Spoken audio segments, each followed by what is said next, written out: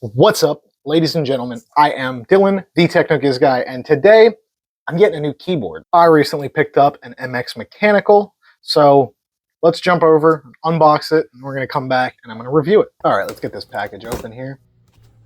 Real nice packaging in here. This little box has your USB-C cord. Nice that they include it, but I wish they just wouldn't put it in a box. Nothing else in the box underneath. Get the keyboard opened up. Pull it out of here.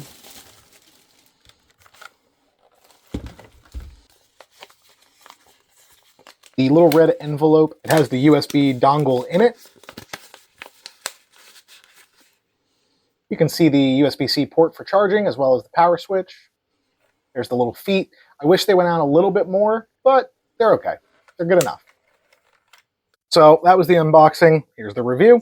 I've actually been using this keyboard for about a little over a month now. I got it at the end of October, and I'm just now making the video in December. So this keyboard, this is the Logitech MX Mechanical. It replaced my Logitech G613. Can you tell I like Logitech? I'm not a fanboy. They don't sponsor me or anything, but they do make pretty good accessories. It's mechanical, it's wireless, it's got a backlight. So far, I really like it. It is clicky, so I'll give you a little bit of a click test so you can hear it. So I have my mic right next to the keyboard so you can hear it.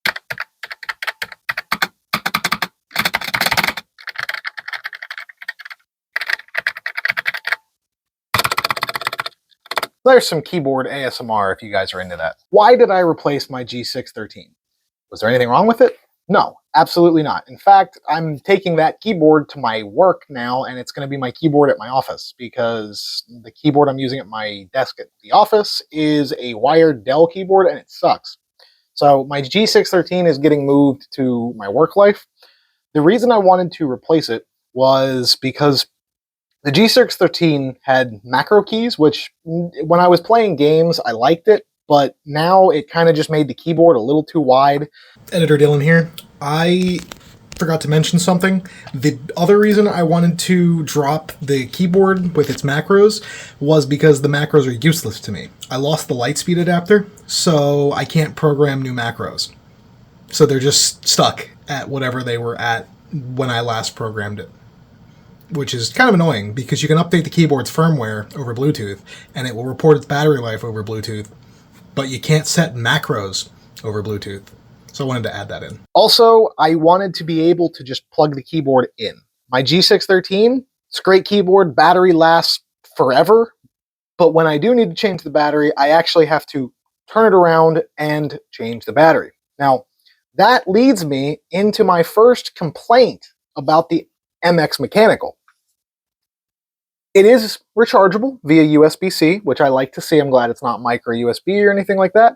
You can turn it off and on. I don't usually turn it off unless I am going out of town or something for a few days. Most of the time, I just leave it on. I get about, I would say, 2 to 3 weeks of battery life out of it with how I'm using it. After a while, the keys will like dim out. And after a while on your computer, if you don't touch it, it will like stop working, and when you go to tap it, it'll take a second. So it does have a sleep mode, which I think helps the battery life. I'm not complaining about the battery life. My complaint is you cannot change the batteries. Now, you're probably thinking, well, why are you complaining about that? You just said you wanted to be able to recharge the keyboard, and that was a complaint you had with the G613. You're right. The problem is batteries do not last forever. Especially rechargeable batteries do not last forever. They have a lifespan. So this keyboard now will, once the battery inside of it goes bad in a couple thousand cycles or a couple hundred cycles, depending on how good the cells are, I'm going to have to take the keyboard completely apart and hope that I can just replace the battery.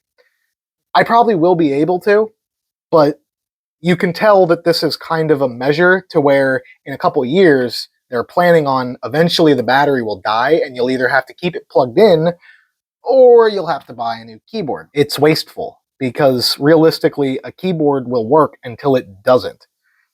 When the battery dies in this, I expect to just be able to put another battery in and keep rocking and rolling for another few years. unless the keyboard is decrepit. As much as I like to see the rechargeable USB-C, I really do wish that the keyboard also had removable batteries, so that way when those batteries go bad, those rechargeable batteries lose their lifespan, we can replace them and continue to get life out of the keyboard. So that's one of the big things I would change. I wish the feet went out just a little more. One of the things I really did enjoy about my G613 was the angle you could get on it. You know, you could really crank that thing back. I do like that it doesn't have a wrist rest, which some people might think is weird, but the wrist rest on the G613 is not removable. It's attached all the time, whether you want it or not. And I frequently move the keyboard around on my desk. So when I'm sitting here normally, this is kind of how I run. And then, you know, like if I bring my flight stick over here, usually if I'm playing Star Citizen, my keyboard will come over to the flight stick. And then like if I'm coding or doing something where I got to type a lot, do keybinds and stuff, what I usually end up doing for comfort is I shift my keyboard like that. And I kind of hit it like one of these. So I'm always like kind of shifting my keyboard around, and honestly not having the wrist rest right here, especially since this keyboard doesn't slant as much, I don't need the wrist rest. And I like that I'm able to kind of fit the keyboard into smaller spaces.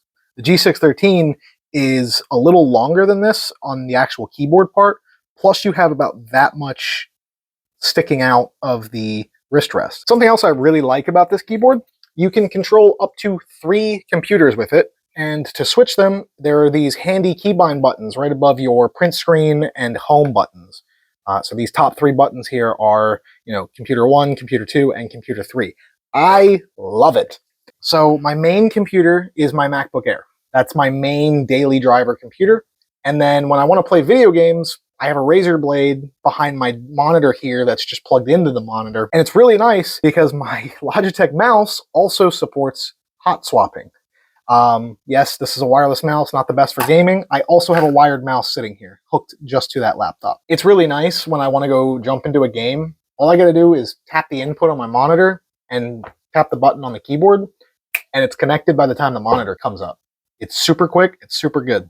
I love it. It has a dedicated search button, which I know works in Mac. I haven't tried it in Windows. It is definitely set up to be able to do, you know, both operating systems, which for someone like me who runs both operating systems regularly, it's really nice. So on Windows, your Command key becomes the Alt key, and your Alt key in Mac becomes your Windows key. You may actually think that it will screw you up. It doesn't. Jumping back and forth, it actually kind of feels intuitive. It feels more intuitive than using a keyboard that doesn't do it. You can get this keyboard in 10 keyless and full. I went with full. I really like having a number pad. I always have. Even my laptop for work has a number pad. I love having it. I do a lot of entry of data, so it's really nice. Plus, playing games like Star Citizen, when I jump this keyboard to the other computer, it gives me that many more keys to use. Honestly, the key layout and the spacing, it's really solid. I don't have a problem with it. It's what I would consider to be just fine. And that's honestly a lot of this keyboard. Nothing is really spectacular about this keyboard. It's a great product, but it's not a spectacular product. It's just, you know, good solid metal. So, I mean, if you force it, you can get it to flex, but I mean, it's machined aluminum, so I mean, it's a sturdy keyboard on the front. The back is plastic, but still, with that machined aluminum plate, it's sturdy. It feels good. I like the kind of like flat design where there's no bevel around the keys. I like that because if you're like me and you keep keyboards for like 4, 5, 6, 10 years until they break, they eventually get dirty. And keyboards that have lips and the big keys, like my G613, it's terrible to clean. I clean the thing every other year, and it takes, I basically have to take every key out of it, blow it out with compressed air, and stick the keys in the dishwasher, and it's still not that clean when I'm done. I have to wipe it down with alcohol. This thing, because it's kind of open and I can get to it, I could probably just blow it out with a can of air and just hit it with an alcohol wipe quick, and I'll probably get most of the dirt out of it. So it's nice, easy to clean keyboard. doesn't flex. It's rechargeable over USB-C. It's got good battery life. It supports up to 3 computers. If you don't like the keys switching between Mac and Windows, if that's going to be a problem for you, you can disable that in the Logitech options software that comes with the keyboard and their other stuff. The Lightspeed dongle defaults to the first computer slot.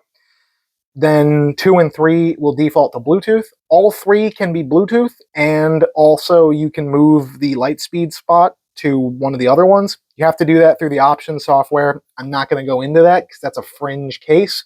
But if you don't want to use the Lightspeed dongle at all and you just want to use Bluetooth, you absolutely can. All you have to do is hold the 1 button and it will start flashing, or 2 or 3, whatever you're trying to set.